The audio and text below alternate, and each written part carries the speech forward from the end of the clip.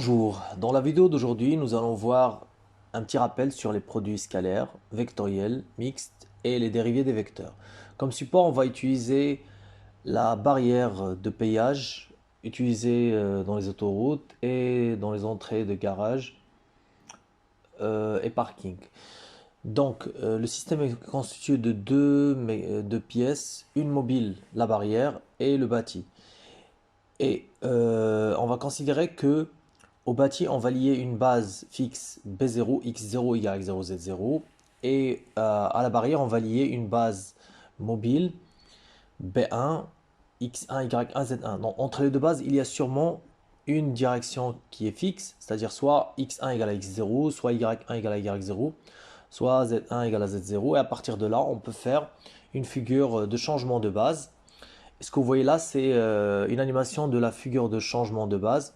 Au début, par exemple, x0 était collé à x1, y0 collé à y1. Lors de la rotation de la barrière, le x1 se décolle de x0 et y1 se décolle de y0, tandis que z0 est égal à z1, donc il n'y a pas de changement au niveau de z0. Et donc, quand on veut réaliser une figure plane, on commence par représenter le z0 égale à z1. Après, horizontalement, on met le suivant, c'est-à-dire y. Après z, c'est x. Après x, c'est y. Donc, horizontalement, on met le suivant y. Et verticalement, on met, plutôt horizontalement, on met le suivant x. Et verticalement, on met le suivant y. Donc, on commence par... bon, désolé. On va réduire un peu la taille. On va commencer par le produit scalaire. Donc la définition d'un produit scalaire, U scalaire V, c'est la norme de U fois la norme de V fois le cosinus de l'angle entre U et V. Bon, généralement, les problèmes rencontrés chez les élèves, c'est quand entre les deux vecteurs, il n'y a pas directement le paramètre θ ou β ou alpha. Dans ce cas, il faut utiliser cos de pi sur 2 plus ou pi sur 2 moins le paramètre. Dans ce cas, il faut trouver une solution pour être plus rapide dans la résolution du problème. Donc, je représente ma figure plane en utilisant deux couleurs. J'ai gardé Z0 égale à Z1. Et après, j'ai eu X1 depuis X0 et Y1 depuis Y0. Après, on peut mettre un paramètre, un angle, disons θ ou β, peu importe. Donc, on va mettre un angle qui sépare la base 0 de la base 1, θ. Voilà, maintenant on peut faire un petit produit scalaire en appliquant la formule. Donc x0 scalaire x1. La norme de x0 et de x1 c'est 1. Donc il n'y a plus qu'à mettre le cosinus de l'angle entre les deux. Donc, dans ce cas, c'est trop simple. Même chose pour y0 avec y1. Il n'y a pas de souci, c'est toujours cosinus de l'angle. Maintenant, si entre les deux, vous n'avez pas l'angle θ, bien sûr, mathématiquement, vous pouvez retrouver le résultat, mais on voudrait trouver une méthode rapide pour le faire. Donc, x1, y0, vous avez un angle de pi sur 2 moins θ. Moi, je dirais que le produit scalaire, c'est plutôt une projection. Au lieu de chercher à retrouver le cosinus de pi sur 2 moins θ, on va dire c'est la projection. Et comme la projection donne le côté opposé, donc c'est signe de θ positif. Même chose pour le produit scalaire de y1 avec x0. C'est la projection de y1 sur x0 qui donne aussi un sinus, mais cette fois-ci avec un moins. Donc c'est moins sinus de θ. Et dans ce cas, on a balayé les 4 cas possibles des produits scalaires dans une figure plane. Voilà, donc vous allez toujours tourner autour des 4 cas. À part faire par exemple produit scalaire x0 avec x0, c'est 1. Ou x0 avec y0 qui est nul. Maintenant, si on considère qu'il y a eu une deuxième rotation autour de x1, c'est-à-dire on a une nouvelle base B2 qui va apparaître avec x1 égale à x2. Donc horizontalement, je mets y1, verticalement, je mets z1. Et après, de y1, je vais avoir, on va mettre une nouvelle couleur, orange. Donc de y1, je vais avoir y2. De z1, j'aurai z2. Et je peux mettre un paramètre, un angle entre y1 et y2 et entre z1 et z2. Donc si on veut faire un produit scalaire Z2 scalaire X0, déjà le paramètre bêta. Voilà, désolé, je ne l'ai pas mis tout à l'heure. Bêta. Maintenant, si vous voulez vous faire produit scalaire entre Z2 et X0, vous avez remarqué que vous les avez pas dans la même figure plane. Donc, c'est dans ce cas-là que vous avez le droit de projeter. Donc Z2, vous le projetez sur la verticale, c'est du cos bêta. Sur l'horizontale, c'est du moins sin bêta. Porté par Y1, le tout scalaire X0. Et donc, vous avez ramené le problème à un problème classique, celui qu'on a traité tout à l'heure sur la figure plane de θ. Donc, si on a Z1 qui rencontre X0, on se souvient que Z1 est un joker du paramétrage. Donc, Z1 est égal à Z0, ce qui fait que c'est 0, puisque Z0 et X0 sont liés par un angle de pi sur 2. Voilà, c'est nul.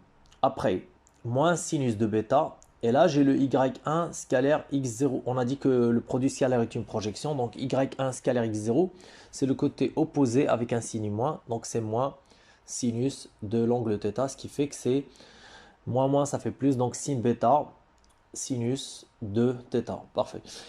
Maintenant, on va prendre un deuxième cas où les deux vecteurs sont un peu éloignés l'un de l'autre. Y2 scalaire, disons X0 encore. Là encore, je me pose la question, sont-ils tous les deux dans la même figure plane? Non, donc je dois projeter Y2. La projection de Y2 donne une valeur positive côté adjacent cos bêta Y1 et côté opposé sin bêta Z1. Les deux sont positifs. Scalaire X0. Après, je sais que Z0 est égal à Z1, donc du coup le Z0 scalaire X0 c'est nul. Après Y1 X0, je reviens encore à la même histoire du produit scalaire, c'est négatif sin θ. Donc si vous avez appris les 4 premiers cas, vous avez compris comment faire. Pour les autres, il suffit de faire une autre projection pour ramener les deux vecteurs sur la même figure plane. Et vous pouvez facilement calculer votre produit scalaire sans utiliser les pi sur 2 moins et les pi sur 2 plus pour les cosinus. Maintenant, pour un produit vectoriel, U vectoriel V, donc c'est la norme de U fois la norme de V fois sinus de l'angle qui sépare U de V. Et puisque c'est un vecteur, ça doit être porté par N. Or, N, c'est quoi la condition sur N? Il faudrait que UVN forme un trièdre direct. Donc, dans les produits vectoriels, il faudrait faire surtout attention au sens du produit vectoriel dès le début. Je le ferai dans les exemples que je vais donner. Donc, on choisit encore un changement de base avec Z0 égale à Z1. Donc, après Z horizontalement, c'est X et verticalement, c'est Y. De X0, je vais avoir une nouvelle base X1, Y1, Z1 avec Z1 commun aux deux bases et on va mettre un angle allez, orange encore θ. Voilà, donc je mets θ et un premier calcul, un premier exemple je préfère mettre une deuxième figure plane, comme ça je vais étudier les deux cas qui soient dans la même figure plane ou dans deux figures planes différentes. Je garde Y1 égale à Y2. Après Y, c'est Z horizontalement. Z1. Après Z1, c'est X1. De Z1, je vais obtenir le Z2. Nouvelle couleur. On peut prendre l'orange encore. Violet. Ok. Donc Z2 et X1 qui donne X2. Et on met un paramètre, un angle, alpha par exemple. Voilà, alpha. Et on commence les exemples des produits vectoriels. Donc on va commencer par les classiques. X1 vectoriel X0. Ils sont liés par l'angle θ. Première chose, c'est le sens. Est-ce que de X1 vers X0 c'est positif? Non, c'est négatif puisque le sens positif c'est de X0 vers Y0. Donc il y a déjà un moins. Après, est-ce que les deux vecteurs sont liés par le paramètre? Oui, entre les deux on trouve le paramètre, donc c'est sin θ. Et la normale à la figure plane c'est Z0. Tout calcul fait c'est moins sin de θ Z0.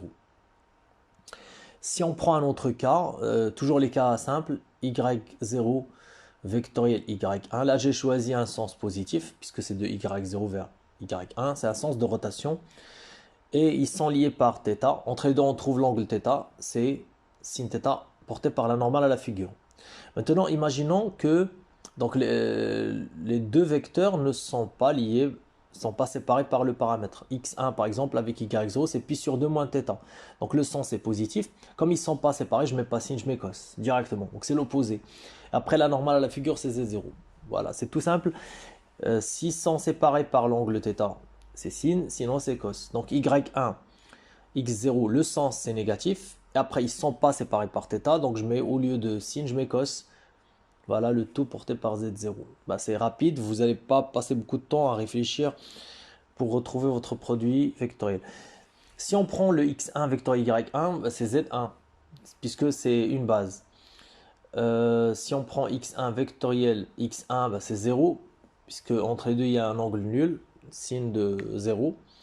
Après, si on prend deux vecteurs un peu loin l'un de l'autre, z2 plutôt avec x0, là, on voit que c'est pas possible de le faire directement. Vous avez le droit de projeter. Donc, c'est du cos alpha porté par Z1 et du sin alpha porté par X1 en pensant aussi à chercher l'élément qui est commun Z0 égale à Z1.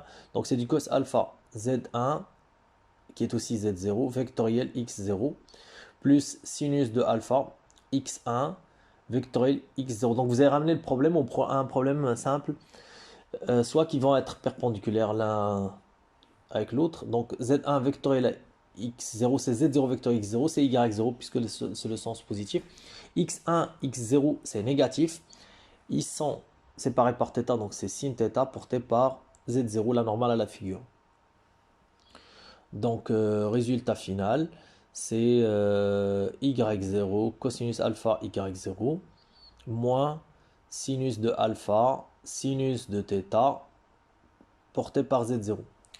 Après, si on prend un autre cas, x2 par exemple, vectoriel, alors prenons un élément un peu loin, on peut garder x0, il n'y a pas de souci, on peut garder x0, et donc ils ne sont pas dans la même figure plane, obligé de projeter. Donc je prends x2, je le projette, ça me donne sur x1 un cos, sur z1 c'est moins sin. Donc cos alpha x1 moins sin de alpha z1. Après on fait le produit vectoriel en pensant aussi à l'élément commun, c'est-à-dire z1 égale à z0. x1 vectoriel x0 c'est moins cos alpha sin θ puisque c'est sin θ. Et après, donc moins z0 c'est z1, z0 vectoriel x0 c'est positif, donc le moins reste et j'aurai y0. Voilà. Donc c'est les différents cas du produit vectoriel.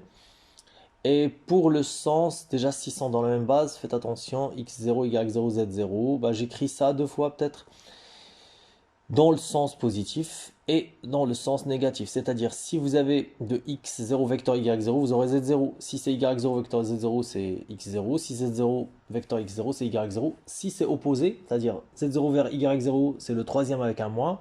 y0, x0, c'est le troisième avec un moins. Voilà, donc c'est, je pense, tout pour le produit vectoriel. On a essayé de banaliser les calculs. Après, on peut passer au produit mixte que vous allez souvent rencontrer dans les calculs de mécanique. Il a une propriété qui permet de le calculer facilement. C'est qu'il est permutable. On peut faire une permutation circulaire sans changer la valeur du produit mixte. Déjà que c'est un scalaire. Donc vous pouvez commencer par UV suivi de W ou commencer par exemple par V, ensuite W est suivi de U, vous gardez l'ordre. Ou encore commencer par W suivi de U et on finit par V. L'objectif c'est de mettre entre parenthèses le produit vectoriel le moins compliqué. Et après le scalaire, puisque on considère que le vectoriel est un peu compliqué par rapport au scalaire. Donc U vectoriel V scalaire W, c'est moins, si vous inversez, vous ne gardez pas la permutation circulaire, vous aurez un moins qui apparaît. Donc vous avez toutefois le droit de permuter. Comme A vectoriel B, c'est moins B vectoriel A. Et donc, on prend un exemple lié aux deux figures planes que j'ai représentées auparavant.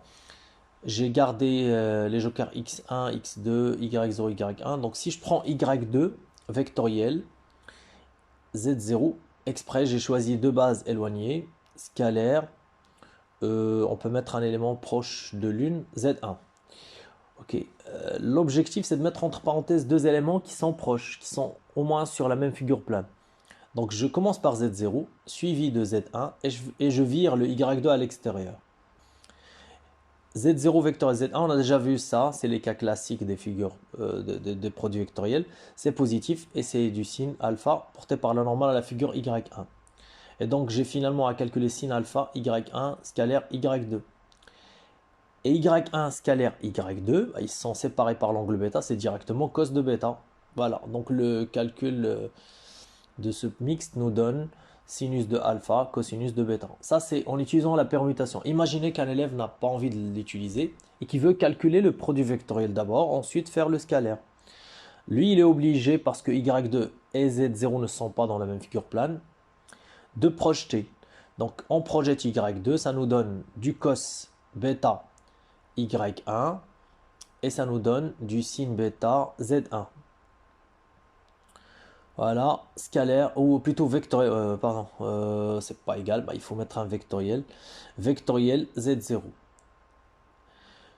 égale, alors Y1 vectoriel Z0. Y1 c'est aussi Y0. Y0 vectoriel Z0, c'est une base et c'est direct, c'est X0, donc cos bêta X0. Après sin bêta Z1, Z0, c'est négatif et ils sont séparés par l'angle alpha, donc c'est sin alpha. Voilà, sin alpha. Et le tout, c'est porté par la normale à la figure y0. Ensuite, on va prendre ce résultat, on le met scalaire z1 pour finir le mixte. Donc y2 vectoriel z0, scalaire z1 est égal à cosinus de bêta x0 moins sinus de bêta sinus de alpha y0, le tout scalaire z1. On sait que y0 est égal à y1, donc ça va nous aider. X0 scalaire Z1. Alors X0 scalaire Z1, c'est la projection de Z1 sur X0, c'est du sin alpha. Donc c'est cos bêta sinus de alpha. Ensuite, Y1 et Z0 sont orthogonaux, ce qui fait que leur produit scalaire est nul. Donc ça donne exactement le même résultat, mais je pense avec moins d'efforts pour le cas de la permutation. Ce qui fait que en général, vous devriez chercher une permutation qui vous facilite le mixte. Sinon, il est simple aussi à résoudre par la méthode directe, à condition de bien maîtriser les calculs vectoriels et scalaires. Après, pour la dérivation vectorielle, en cinématique, vous avez besoin de dériver des vecteurs.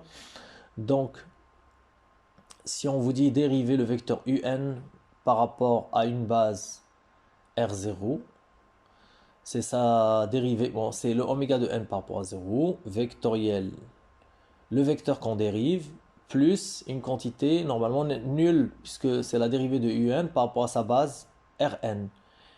Voilà, comme cette quantité de un par rapport à n est nulle, bon, on ne va pas l'écrire, on ne l'écrit pas tout le temps, c'est un vecteur nul, et donc c'est oméga de n par rapport à 0 vectoriel un. Maintenant, on va représenter encore les figures planes de changement de base. On choisit par exemple ici un angle θ avec un élément z0 égal à z1. Donc après z c'est x et après x c'est y. Et je mets les indices 2, 0, g1, 2, 0, g1. On peut mettre une deuxième figure plane avec un autre paramètre et un autre joker, x1 peut-être égal à x2 et l'angle, bon, après y1 c'est y2, comme ça c'est une base directe, z1 z2 et on met un angle allez alpha, d'accord. Donc le calcul, l'exemple qu'on va faire, c'est la dérivée les dérivés classiques, x1 sur dt par rapport à 0. Il y a des élèves qui donnent directement le résultat. Ils disent que c'est θ.y1, on peut le montrer. Donc c'est oméga de 1 par rapport à 0 vectoriel x1. Oméga de 1 par rapport à 0 étant la dérivée de θ portée par le z0, c'est-à-dire l'élément normal à la figure plane, vecteur x1. Zx c'est le sens positif, donc ça fait y. Voilà. Après, d de y1, on fait la même chose. D de y1 sur dt par rapport à r0. Il y a des élèves qui le donnent directement. C'est moins θ.x1. On le montre. Donc c'est oméga qui est θ.z1 vectoriel y1. Zy c'est négatif, donc c'est moins θ. Le troisième x1. Maintenant, si c'est un vecteur un peu loin de la base 0 et qu'on veut le dériver par rapport à r0, c'est oméga 2 par rapport à 0 qui est formé de deux valeurs.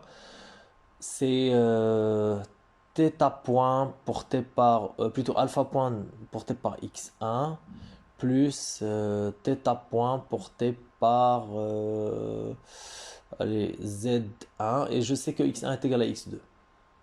Vecteur y2. X2 vectoriel y2, c'est une base, donc ça va nous faire z2.